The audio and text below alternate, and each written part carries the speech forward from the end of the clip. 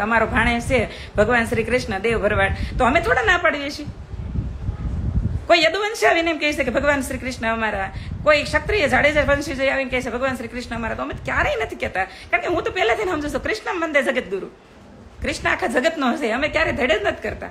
કાંઈ વાંધો નહીં, તમારો ભાણેજ, તમારો દીકરો બધું રાખો. કારણ કે કૃષ્ણએ સ્વમુખે કીધું છે કે હે કૃષ્ણ, હે પાર્થ, હું આખા વિશ્વમાં પથરાયેલો છું.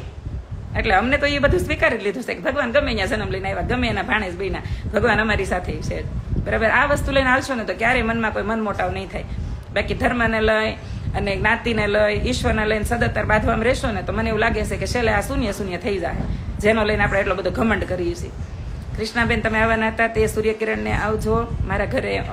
અમને અત્યારે સૂર્યકિરણમાં નથી આવવાની હું, બપોર પછી તો મારે એક મિત્રને ત્યાં જવાનું છે. નાના બેન એવું નથી, આ તો આજ મેં પહેલી વાર સાંભળ્યું એટલે ખોટું ન લગાડતા. કાંઈ ના ના ભાઈ, ખોટું લગાડવાનું હોય, ખોટું લગાડવાનું જ નથી. આટલો મોટો વંશ વારસદાર, જો અમુક અમુક કાસ્ટ માટે હું બોલવા નથી માંગતી, બાકી એનું મેં રીડિંગ કરેલું છે, લિટરલી રીડિંગ કર્યું છે. અને તમારી ગૂગલમાં જઈને સર્ચ કરવું કે અમુક વસ્તુ જે આપણું એક મુઠ્ઠી જેવડી નાયત છે, પણ આખા ગુજરાતમાં પથરાયેલી છે, તો એ અફઘાનિસ્તાનથી આવેલી નાયત છે.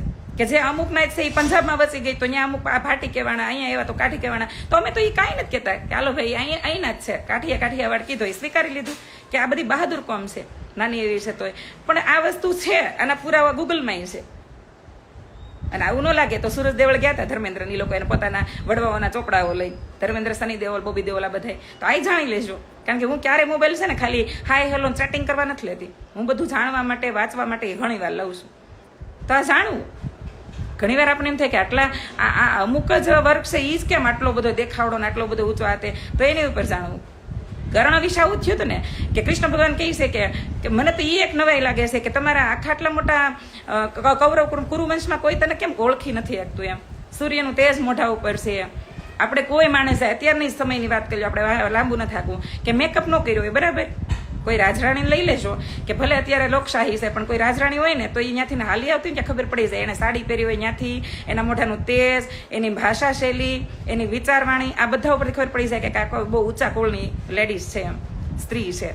પછી આપણને ખબર પડે કે આ તો ભાઈ ભાવનગરના મહારાણી છે, ભાવનગરના રાજકુંવરી છે, અથવા તો લક્ષ્મી વિલાસ, વિજય વિલાસ પેલેસની મહારાણી છે. તો ખબર પડી જ જાય આપણને. ઊંચા કુળના સંતાનો હોય એ ખબર પડી જાય, એની વાણી વિલાસથી અને એની રેણીકેણીથી, એના પહેરવેશથી ત્યાંથી ખબર પડી જાય તમને. ઘણી મારી બેન ઘણી વાર એમ કે આપણે ગમે ત્યાં જઈએ તો આપણે સામું જ જોતા કે હું કઈ એવું ન હોય. તેજસ્વીતા માણસને ઢાંકી જ ન હોય કે આવું હતું કર્ણનું. કર્ણ જ્યાં જતો અહીંયા પોતાની તેજસ્વીતા ન ઢાંકી. તો ક્યાંથી ઢાંકીએ કે કુંતાજીનો પુત્ર ને સૂર્યપુત્ર કર્ણ હતો. તેજસ્વીતા તો માતાના અને પિતાના લોહીમાંથી ધાવણમાંથી મળી હોય ને, તો એ તમે છુપાવી ન શકો. હું ભાઈ મારે ઉઠવાનો ટાઈમ થઈ ગયો, તમારે હોવાનું હોય, કારણ કે આ કામ તમારું હોય. દેવ મોરી તમારે બપોર સુધી હોવાનું હોય, ભાઈ મારે ન બપોર સુધી હોવાનું હોય. કૃષ્ણા પટેલ નામ છે, ઉપર જોઈ લો મારું, બરાબર. હું લેડીઝ જઈશું ને હારે પટલાણી છું. એ હોવાનું કામ અમારું ન હોય 10 વાગ્યા સુધી. એમ ખોટું લાગી જાય ને પેલા વૈયા છે વળે હાસું કહી દઈને તો. અને તમારા માટે લાવી નથી. આ 200 જણા જે જોવે છે ને સાંભળે છે ને સતત, એના માટે લાવી છે. જે નીંદર આવતી એના માટે કોઈ હોય ને. હું કોઈ પાસે ઇન્વિટેશન નથી દેતી તમારે લાઈવમાં આવજો. આ લાઈવ શેર કરવાનું છે, આમાં મેં બધી નોલેજેબલ વાત કરીશ, બરાબર. કવિઓએ કીધેલું છે, કવિઓએ પોતાના દુહામાં કીધું છે ને, તારો કે તેજસ ચંદ્ર છૂપે નહીં, સૂર્ય છૂપે નહીં, બાદલ છાયું. તેજસ્વી લોકો હોય ને છુપાવી ન હોય કે પોતાની તેજસ્વીતા, આવું હોય. અને મારું તો એવું માનવું છે કે માતાજી પાસે પ્રાર્થના કરું ખોળો પાથરીને, તો એવું કહેજો કે મને તમારી જેવી તેજસ્વીતા આપજો, અને એ તેજસ્વીતાનું રક્ષણ પણ તમે જ કરજો. આત્મસન્માનનું રક્ષણ પણ તમે કરજો, આત્મશક્તિમાં વધારો તમે કરજો, તો બધું મળે. કારણ કે તમે ભણ્યા નહીં તો તમે કેટલો કરી શકો. તો પણ પેલા સરસ્વતીને યાદ કરવા પડે ને. હું જ્યારે બોલું છું ત્યારે જાણતા કોઈને દિલ ન દુખાય કે કોઈ એવી વાતનું હું શિકાર ન બનું, એનું તમે ધ્યાન રાખજો. જે તે સમયે મેં એમ કીધું હતું કે ભગવાન શ્રી કૃષ્ણથી તો મોટો કોઈ ઇતિહાસ જ નથી ભારત વર્ષમાં કે આખા વર્લ્ડમાં, બરાબર.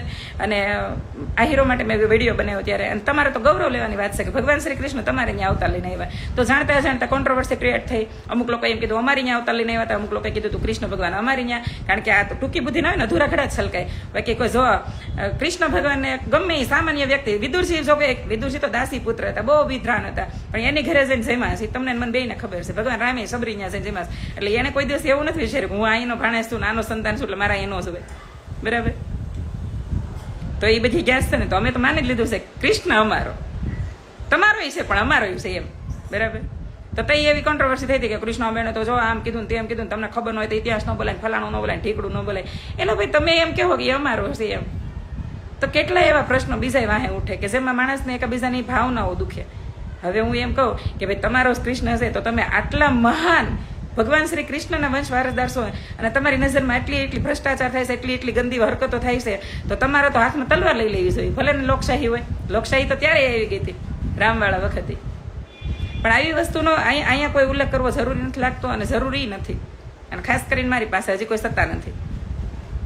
પણ આર્ગ્યુમેન્ટ્સ કરવા બેહો તો હજારો પ્રશ્નો એવા ઉઠે. કોઈ એનું કીધું અમે તો ફલાણાના સંતાન છો. મેં કીધું તમે તો એ સંતાનો છે ને કે જ્યાં દ્રૌપદીના ચીરરણ થયું હતું ને તમારા બધા આજુબાજુ બેઠા હતા, તો કાંઈ બોલી ન ગયા. કેવા નર્થેવો છે કે પ્રાઉડ ત્યારે જ કરવું. અમને એવું થાય કે કેવા મહાન અમારા થઈ ગયા સરદાર પટેલ, અને એની આ વેઝાએ જે ત્યાં ચાલુ કર્યું છે દારૂની નીંડાની પાર્ટીઓ, અડધી રાત સુધી ખાતે રહીને બહબહાટી ને આ બેંકો પટાયાની આ ટ્રીપુન, અને આ જે રીતે અમારો સમાજ અત્યારે બેફામ થયો હશે, તો આમાં અત્યારે સ્ટેચ્યુ ઓફ યુનિટી ઉપર ઉભાયેલા સરદારે વિચારતા હશે કે આ લોકો માટે મેં ભારત દેશ આઝાદ કર્યો હતો, આના માટે હું લડ્યો હતો, આના માટે મેં મારા હાથમાં આવતું રાજ્ય મેં મૂકી દીધું હતું, વડાપ્રધાન બનવાનું હતું તો મેં સ્વીકાર્યું નહોતું, આના માટે.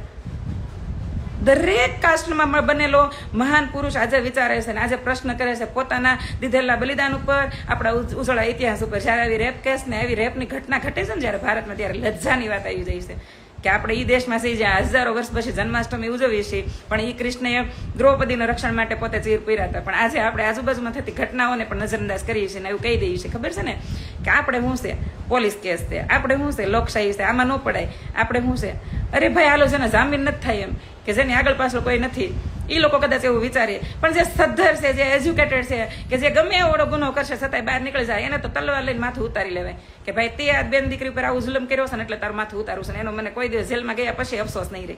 બરાબર. હા, કૃષ્ણ ભગવાનના ચાહક થવાય, એના માલિક નો થવાય. કારણ કે કૃષ્ણ કોઈનો ન બની. વિચારો, દેવકીજીના કુખે જન્મ લીધો તો એને માતૃત્વ ન માણી શકાય એનું. યશોદામાં પાઈ રહ્યા તો એ પોતે જે એનું બાળભાઈમાં પોતે વહી ગયા. રાધાજીને મળે તો એને એ રાધાજીને ન ઓલા કરી શક્યા. રૂક્ષ્મણીજીના પતિ બન્યા પણ તોય રૂક્ષ્મણીજીના પૂરા ન મળી શક્યા.